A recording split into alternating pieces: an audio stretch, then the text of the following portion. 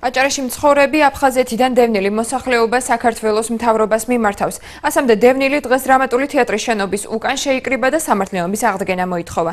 დევნილები საქართველოს მთავრობისაგან საცხოვრებელი ფართით დაკმაყოფილებას ითხოვენ. მათი განმარტებით არაერთი დაპირების მიუხედავად ისინი ისევ ნაქირავ ბინებში ცხოვრობენ. როგორც აფხაზეთიდან დევნილი მოსახლეობა განმარტავს, რამდენიმე წლის წინ მიღებული 7,000 ლარი მათ ბინის ქირას მოახმარეს.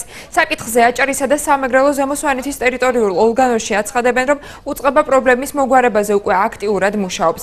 მალხაზ ჯვანია სატელეფონო საუბარში განმარტავს, რომ აფხაზეთიდან დევნილი მოსახლეობა შესაბამისი ფართებით უმოკლეს ვადებში დაკმაყოფილდება. სად გადაეცემა სამომავლოდ დევნილებს აღნიშნული ბინები იგი ვერ აკონკრეტებს. ვითხოვთ სამართლიანობას. შეიცვალა რამდენიმე მთავრობა და არც ერთ მთავრობას არ შეებრალა ეს კატეგორია ხალხი, რომ ამათთინ მოესმინათ და ეკმაყოფილებინათ ეს ხალხი.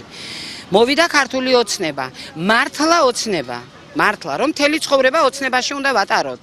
თვითონ იოცნების ადგილები მიმართავ მთავრობას სამართლიანობის აღდგენა დაიწყოს იმ მთავრობით, კობასუბელიანი იყო მაშინ ჩვენი მინისტრი, იქიდან დაიწყოს სამართლიანობის აღდგენა, რამ გამოიწვია ამ ხალხის ასე ქუჩაში დგომა დღეს. რატო ერთი დევნილს 40,000-იან ბინებში ყოველნაირი პრივილეგიებით მისცეს და ჩვენ ზღვისპირა მესხეთიდან გახრილი სპეცნაზით ძულებული გავხდით შვილო, რომ აგვეღო ეს 7,000, რომ ბინა გვექირავა, შუქის და წყლის ფული გადაგვეხადა. ვითხოვთ როგორც სხვას აბინავებენ, ისე ჩვენც ბინა მოგცენ და თუ ეს 7,000 გახდა სალაპარაკო, ჩვენ ამას ეტაპობრივად უკან დაუბრუნებთ.